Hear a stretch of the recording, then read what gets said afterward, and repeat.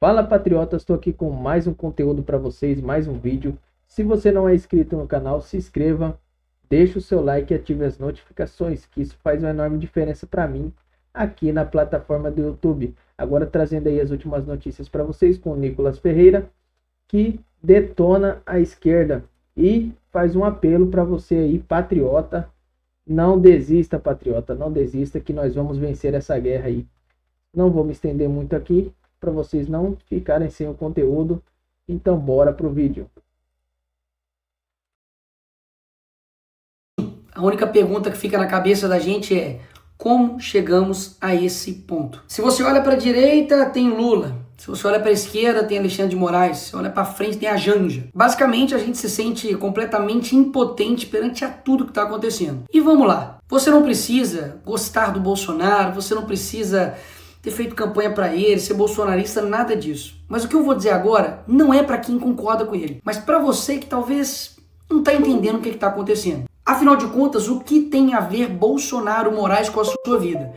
Eu vou te explicar. Basicamente, nós temos hoje um cenário em que um ex-condenado é presidente da República e um ex-presidente da República pode se tornar um condenado. E mesmo que você tenha suas divergências com o Bolsonaro, vai aqui alguns pontos para você pensar. Não precisa concordar não, mas pensa aí. Ele nesse momento está proibido de falar com embaixadores, proibido de usar rede social, sofreu busca e apreensão na sua casa, encontraram aí incríveis $14 mil, usando tornozeleira eletrônica e é obrigado a ficar em casa do 19 às 7 horas da manhã. E está proibido de falar com o próprio filho, Eduardo. Aí vem os meus pontos. Alguém que roubou a INSS, que foram bilhões, está usando tornozeleira eletrônica? Você já viu algum traficante, estuprador, alguém aí que roubou bilhões às estatais, ficando impossibilitado de conversar com o seu próprio filho? Ou seja, o script é o mesmo. E quando você entender que nós não estamos em uma democracia, você vai entender o porquê o que estão fazendo com o Bolsonaro afeta também a sua vida. Porque afinal de contas, se eles estão fazendo isso com o ex-presidente da República, o cara basicamente mais popular do Brasil, o que eles não vão fazer com você?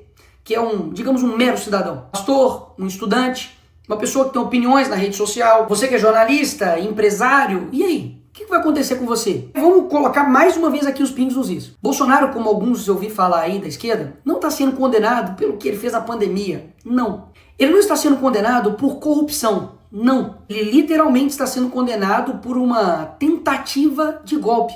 Ele é a pessoa que está despontando nas pesquisas eleitorais como primeiro lugar contra o Lula. Ou seja, será mesmo que eles estão preocupados com a democracia? Pausa. O Lula que recebe ditador aqui no Brasil, como Nicolás Maduro, ou será que eles estão preocupados em tirar a oposição para poder vencer as eleições? Hein?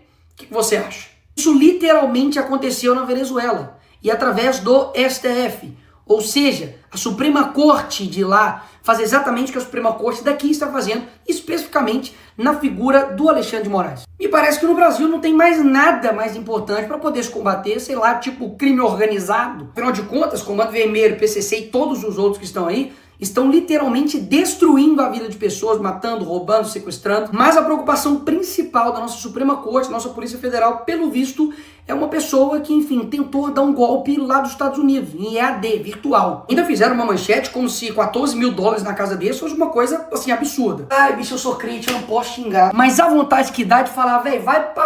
Porque nós tivemos agora, na história recente do Brasil, corruptos com malas e malas e malas de dinheiro na casa. E o que aconteceu com esses caras? É isso mesmo, nada. Pessoas que foram condenadas por 400 anos, como o Sérgio Cabral, tá agora sendo influenciador no Rio de Janeiro, gravando um videozinho. Então, peraí, você não precisa gostar do Bolsonaro, não.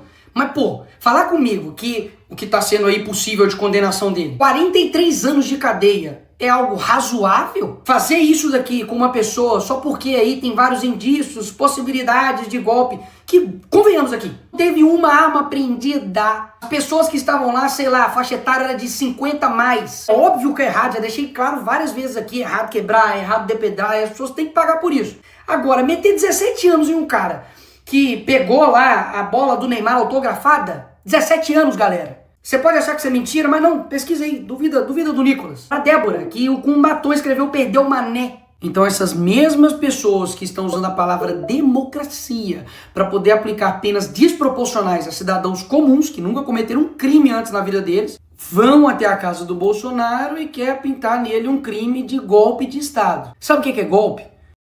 Golpe é lavar dinheiro, é quebrar estatal, é desviar bilhões de reais. Isso sim é golpe. Sabe o que é golpe? É um juiz que não teve uma caramba de um voto, que não é representante de ninguém e não tem legitimidade para poder tomar as decisões, tomar todas as decisões do Brasil. Ou você não sente isso? De que tudo o Alexandre de Moraes decide. E um ponto importantíssimo, tudo isso aconteceu um dia depois do Donald Trump mandar uma carta assinada por ele em apoio ao Bolsonaro, deixando claro que as perseguições, que tudo que está acontecendo com ele é uma injustiça, é caixas bruxas e, obviamente, poxa, estão fazendo isso para poder tirar ele das eleições. E nessa parte, a esquerda me vem com, ai, e a soberania do Brasil, Nicolas, e a soberania do Brasil? Eu concordo que, óbvio, o Brasil precisa, sim, ser soberano. Mas o que soberania significa, criatura? Significa que o país possa ter autonomia sobre suas decisões.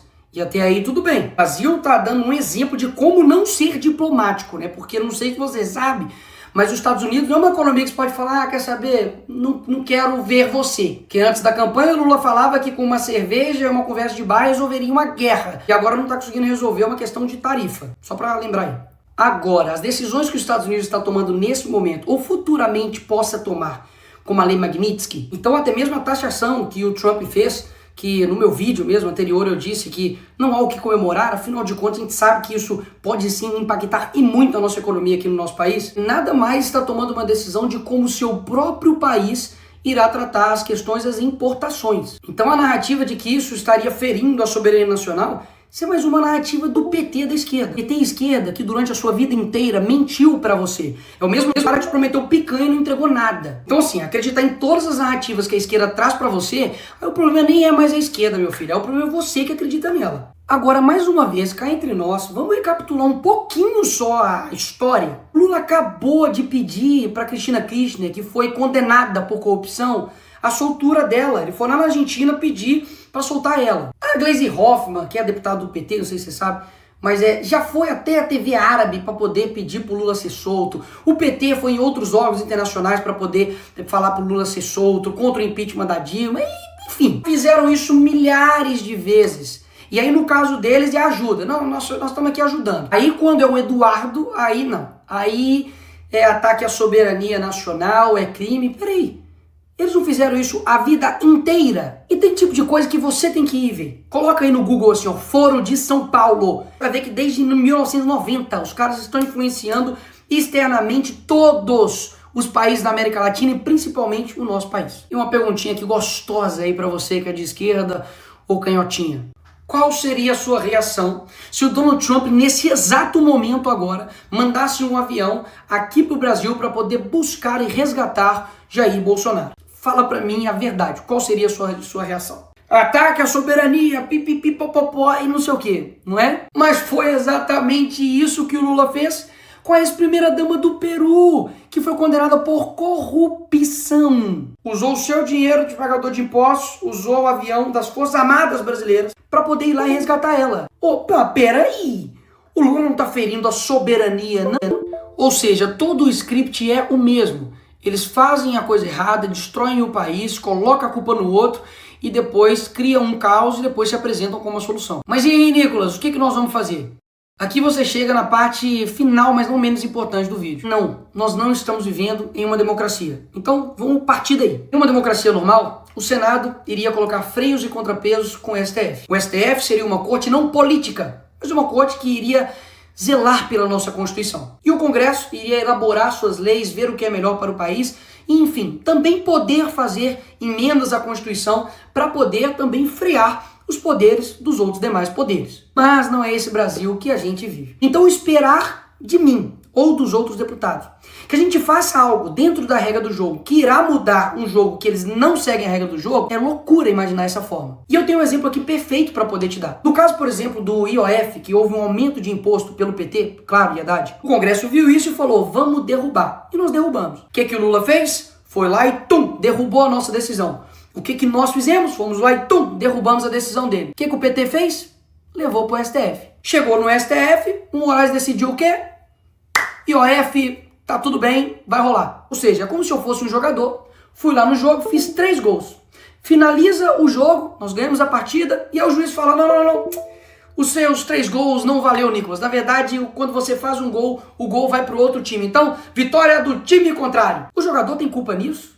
Ele tem culpa de que um juiz está extrapolando por completo a sua competência? Não é falta de competência, de vontade, nem de garra, nem de luta de nenhum dos jogadores. Basicamente porque nós temos um juiz que tem superpoderes. Rui Barbosa poderia ressuscitar e defender que seja Bolsonaro, ou a direita, ou o Congresso, ou o Parlamento, que não resolveria. Então é isso, Nicolas. Nós temos uma ditadura e lascou. Não. Mas tem uma coisa valiosa que eu aprendi com o Olavo, que é o seguinte. Quando a sua ânsia de agir é maior do que a sua ânsia de entender, a sua ação sempre vai ser incompreensível. Toda tirania, ela vai dobrando a aposta. E eu confesso que eu estou extremamente preocupado com o nosso país. Basicamente, ou vai surgir um novo Brasil, ou a gente vai virar de fato Coreia do Norte. O que nós podemos fazer para poder mudar essa situação? O primeiro passo de fato é você entender. Entender de que existe uma pessoa, basicamente, que chama-se Alexandre de Moraes, que está desbalanceando a nossa democracia. Então, Nicolas, o que você sugere? Eu confesso que muitas das vezes eu não sei. Mas uma coisa eu sei, que desistir, parar de lutar, parar de falar, parar de gravar vídeo, parar de comunicar com vocês,